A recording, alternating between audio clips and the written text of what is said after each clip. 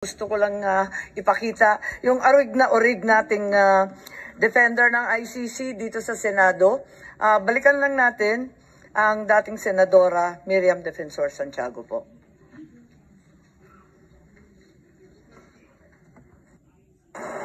As a benchmark in the progressive development of international human rights, the court represents a triumph of international criminal justice by establishing individual criminal liability for those responsible for serious violations of the Rome Statute. The salient features of the Rome Statute are as follows.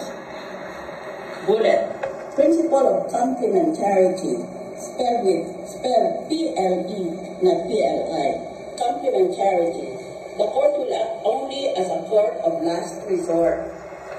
It acts only in exceptional cases where a court has failed to bring justice because that court is unwilling or unable to investigate and prosecute those who have the highest responsibility for the most serious crimes of concern to the international community.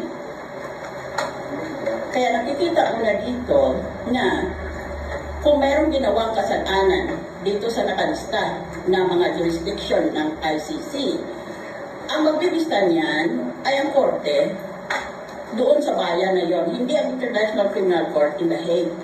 International Criminal Court, as I said, is a court of last resort. Pag hindi mo mabigyan ng katarungan ang akusado, ayaw mo o kaya hindi mo kaya, ay saka pa lang yan pupunta sa ICC.